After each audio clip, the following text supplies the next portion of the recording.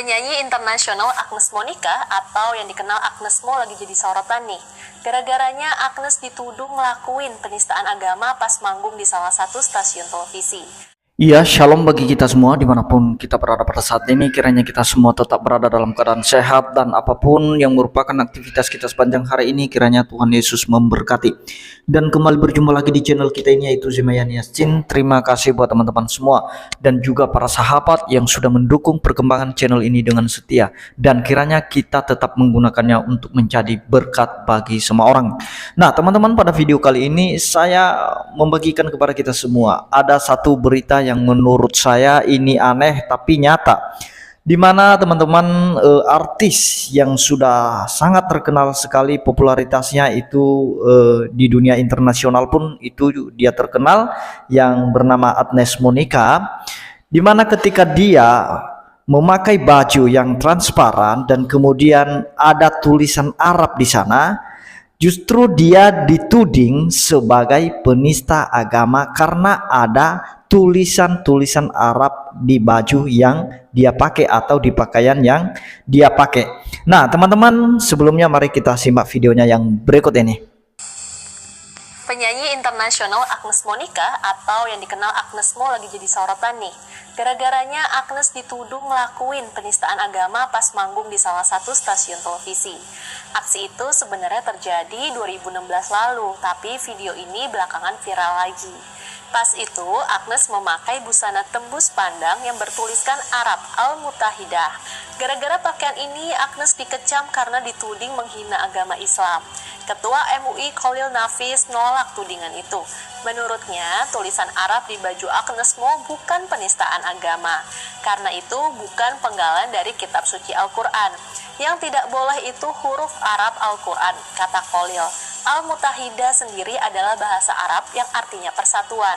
Tulisan ini mengajak kepada seluruh umat manusia untuk menjaga persatuan dan tidak tercerai-berai.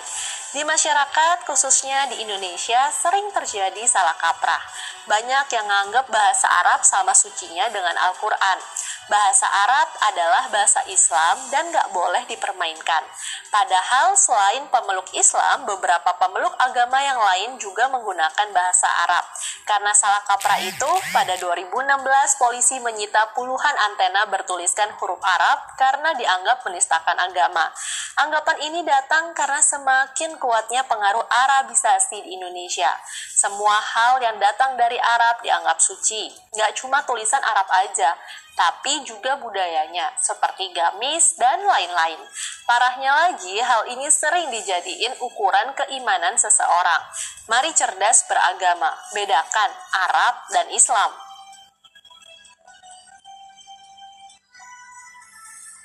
Nah, jadi itu dia videonya teman-teman ya. Kita sudah melihat, mendengarkan, padahal peristiwa ketika dia tampil di salah satu stasiun TV atau stasiun televisi, dia memakai baju dan kemudian ada tulisan Arab, dan itu sudah lama sekali peristiwanya, itu sekitar tahun 2016 dan kembali viral lagi teman-teman.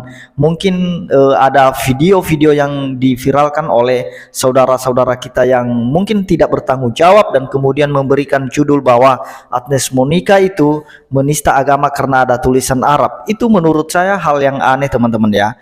Tulisan Arab yang ada di pakaian seseorang itu dituding sebagai penistaan. Aneh nggak teman-teman menurut teman-teman semua? Kalau menurut saya itu aneh. Kenapa ketika ada tulisan-tulisan yang bahasanya itu dari negara lain, dari luar negeri, kenapa malah dituding sebagai penistaan, seolah-olah yang memiliki bahasa tersebut adalah agama tertentu? Kecuali kalau misalnya Agnes Monica mengutip ayat dari kitab suci agama tertentu, kemudian dia menampilkan atau menempelkan di pakaian yang dia pakai, itu baru penistaan. Kalau ada ayat kitab sucinya yang disertakan di dalam tulisan tersebut. Tetapi ini suatu bahasa yang dimana juga pengertian atau arti dari bahasa tersebut adalah persatuan, yang terjemahannya di Indonesia persatuan, dan itu memberikan kita makna bagaimana kita harus bersatu, tidak cerai-berai. Nah, bagaimana mungkin itu dituding sebagai penistaan? Ini menurut saya makin hari makin aneh, teman-teman. Kalau tulisan dari Arab saja itu dipersoalkan, apa dasar hukumnya dia dituding sebagai penistaan? Apakah bahasa Arab itu punya agama tertentu dan tidak boleh dipakai oleh siapapun, atau ada pengecualian?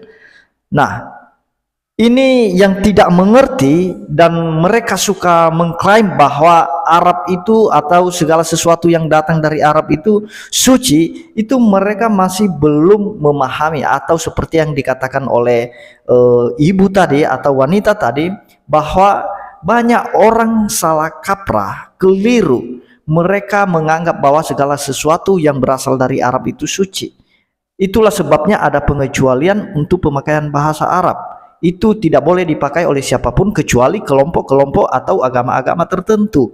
Itu klaim mereka selama ini, teman-teman. Dan itu tidak ada dasar hukumnya. Kalau misalnya Agnes itu dituding sebagai penista, dari mana orang dia memakai bahasa negara lain dituding sebagai penistaan? Kecuali tadi kalau misalnya ada ayat kitab suci di situ, itu baru. Nah, ini tidak ada ayat kitab sucinya, itu hanya bahasa atau tulisan Arab saja. Dan itu umum, universal, bisa dipakai oleh siapapun. Itu bisa dipelajari oleh siapapun. Bahkan jauh sebelumnya, sebelum Masehi saja, itu sudah dikenal yang namanya bahasa Arab. Itu bahasa serumpun dengan Ibrani, bahasa Semitik, Aram, Arab, dan Ibrani, itu bahasa serumpun. Dan itu jauh sebelum adanya Islam, itu sudah ada yang namanya bahasa Arab, dan itu sudah dipakai oleh orang-orang yang hidup pada zaman sebelum Masehi, teman-teman, pada tahun sebelum Masehi. Jadi tidak ada yang namanya alasan ketika orang memakai bahasa Arab lalu dituding sebagai penistaan agama hanya karena dia bukan agama Islam. Nah, mari kita lihat, teman-teman, supaya kita jangan salah kaprah, jangan selalu mengklaim, oh ini milik agama kami, tidak boleh dipakai siapapun, bahasa Arab itu bahasa agama kami. Nggak boleh dong, kecuali tadi kalau bahasa kitab sucinya yang dipakai, disertakan ayatnya.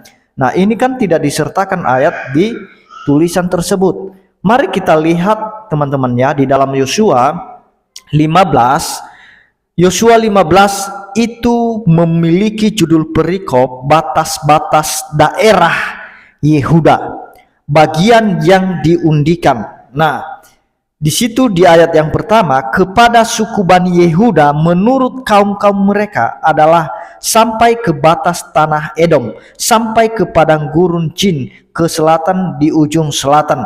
Bahkan kalau kita lihat di ayat yang ke-52 itu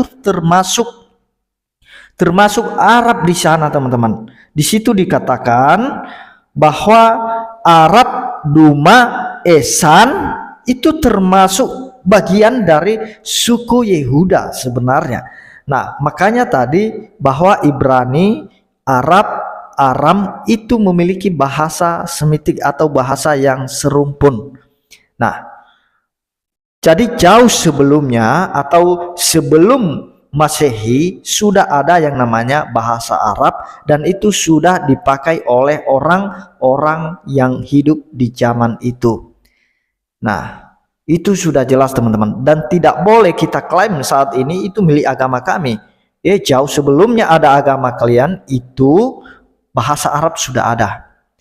Bahkan orang-orang Kristen Arab pun sudah menggunakan yang namanya bahasa Arab. Bahkan kitab suci atau Alkitab Kristen Arab aja itu ditulis dalam bahasa Arab. Dan itu tidak masalah. Dan itu juga tidak dituding sebagai penistaan agama.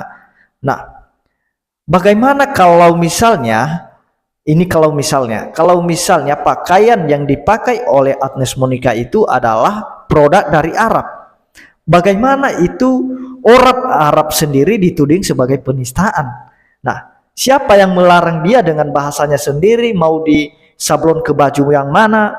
Itu tidak ada yang larang orang Arab kalau mereka menghasilkan produk yang menghasilkan tulisan-tulisan Arab dan kemudian itu diekspor keluar sampai ke Indonesia. Misalnya ada orang Indonesia yang beli kemudian dia pakai.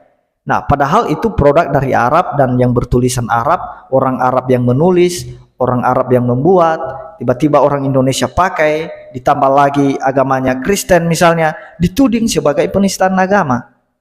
Nah, itu kan istilahnya nggak masuk akal kalau kita dituding penistaan agama gara-gara kita memakai tulisan Arab.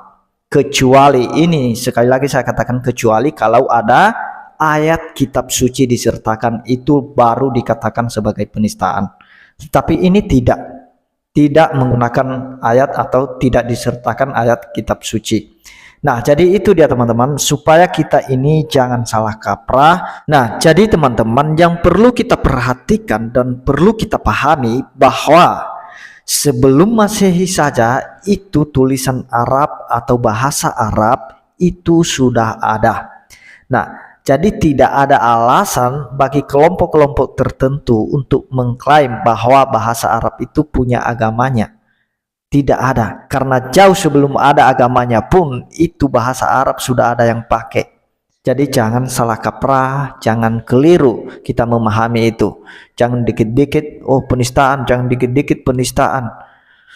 Nah, jadi itu yang mau saya sampaikan teman-teman, itu hanya membuka pikiran kita saja supaya kita lebih bijaksana, lebih berwawasan luas. Jangan dikit-dikit penistaan, dikit-dikit penistaan. Mari kita pahami konteksnya. Nah, jadi itu yang mau saya sampaikan. Kiranya Tuhan Yesus memberkati kita semua. Shalom.